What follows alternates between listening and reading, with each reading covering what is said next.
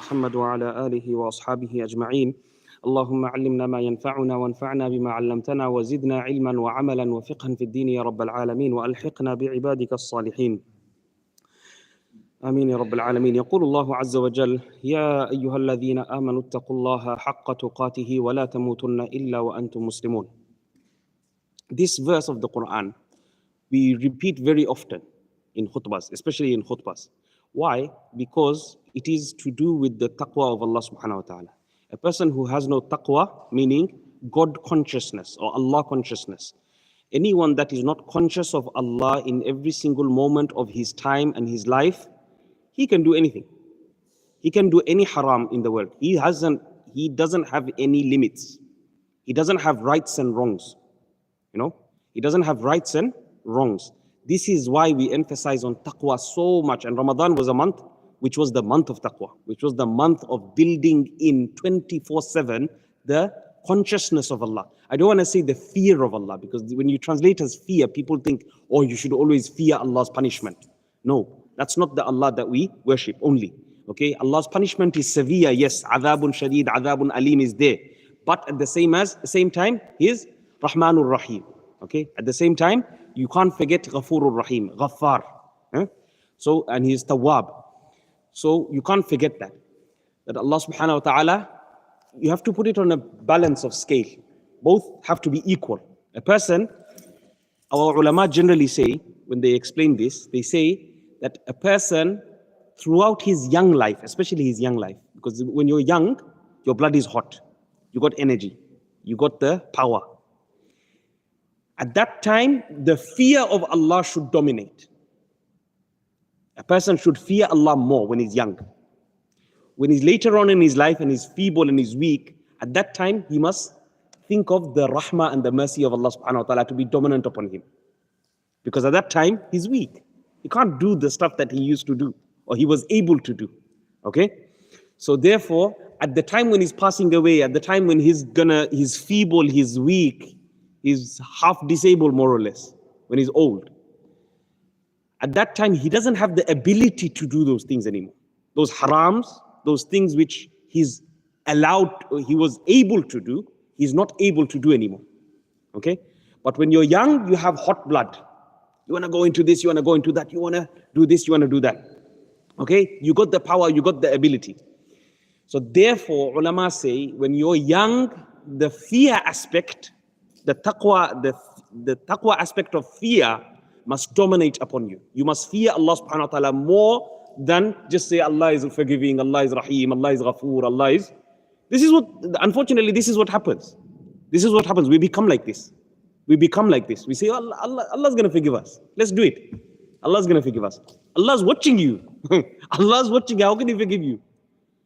If you're doing it intentionally, directly against His command, knowingly, understanding that is wrong, why should He forgive you? He can. Not that He can't. He can. But the point is, for you to go out of your way and to confront Allah subhanahu wa ta'ala in that way, it's completely wrong. And if Allah chooses, He won't forgive you. Okay? Because I'm saying this because we're youngsters here. Okay? When you're old, then of course at the time of death, you have more hope in the rahmah of Allah subhanahu wa ta'ala, that inshallah I'm a jannati. I've worshipped my whole life as a Muslim. I've done my siyam, I've done my fasting, I've done my hajj, I've done my zakat every single year, I've done my salahs every single year, I've tried to keep my family intact, I've tried to give my kids the best Islamic education, the Quranic education that Allah subhanahu wa ta'ala and Rasulullah sallallahu alaihi wasallam tells us to do. I've done my duty.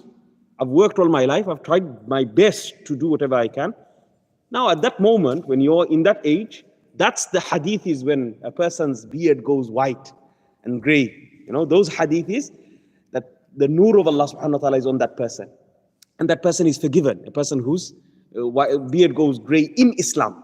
In Islam meaning in the obedience of Islam. In the whole his life he was in the obedience of Islam. Some people, they think, oh, I can be disobedient whenever I feel like and then I can repent whenever I feel like. No, that's not how it works. Yes, Allah subhanahu wa ta'ala loves tawbah, but that doesn't mean you go directly against His clear commandments in harams and then you say, Allah will forgive me. Allah will forgive me, brother. That's mocking Allah. That's making fun of Allah. That's taking Allah subhanahu wa ta'ala's laws as a joke. Okay? It's a very serious matter. Anyway, the couple of points that I had left, let me just try to finish them inside this 5-10 minutes, inshallah, was your environment. One was your environment. Your environment dictates who you become. Who you become. This is extremely important. If you stay with people that have bad addictions, you'll become like them. Automatically become like them. If you stay with smokers, the smoke, even if you don't smoke, the smoke will get onto your clothes. You'll smell like a smoker. If you stay with druggies, the smoke of drugs will, the smell of drugs will be on you, on your clothes. Anything that you do, anything that you associate with, that will be on you. That will be adopted on you automatically without you realizing. Okay? So try to stay with good people that force you to the masjid, that force you to good things, that tell you off when you need to be told off. This is the problem we have in this time and age. We're scared to tell our youngsters off. We're scared to tell our teenagers off. Because we had that from our sasas and our mamas and our hufas, we were fixed. Because these youngsters don't have someone to tell them off, they can't fix themselves. Even if they wanted to, they can't fix themselves because they have no one to. The father's a friend now. The father's become his friend. How is the father going to tell the child off anymore? You understand? That type of tarbiyah doesn't work. Unfortunately, will not work, cannot work. Yes, rahmah is there, love is there, your son is there, your daughter is there, but at the same time, you have to keep a clear distinction that you're the father here in the house and you dictate the rules. Okay? So that's that, inshallah. So whether in universities, whether in whichever circumstances that you're in, make the best of it. Because unfortunately, we live in a land which is not ideal, especially for Muslims. Especially for Muslims and the environment that a Muslim must be in. You're going to have a lady professor, for example, in your university. Whoever's in university, you're going to automatically have a lady professor. You're going to have to keep your gaze down as much as you can, to the best of your ability. You're going to have female colleagues, classmates. You're going to have to stay away. That's the dictates of Sharia. Okay, you have to make the best of the situation that you have. In the office, you're going to have women. That's a known thing. So you're going to have to control your desires and you're going to have to lower your gaze to the best of your ability. That's what you're going to be accountable for. And if you think that this environment is going to harm you, whether in the office or wherever you are, then you have to leave. You have to find another job. You have to find another university. You have to find an online university or something that preserves you from that type of haram, because that type of haram can never be deleted. I say this again and again, there's no delete button for a Muslim, for a human. We're humans, we're not robots. You can't just press delete and everything in your past history that you've done with this girl and this boy and that boy, and here you've stolen and there you've deceived and here you've cheated. All of that can't be deleted. All of that, when you grow up, it continues to play inside your mind. It's like a tape. Okay, those who know what a tape and cassette is. Okay, so that's that. Then the next thing, keep yourself away from negative thoughts. That's another thing. Nowadays, because we're in this, it's like a cage. We're like stuck inside a cage sometimes. That's how we feel like.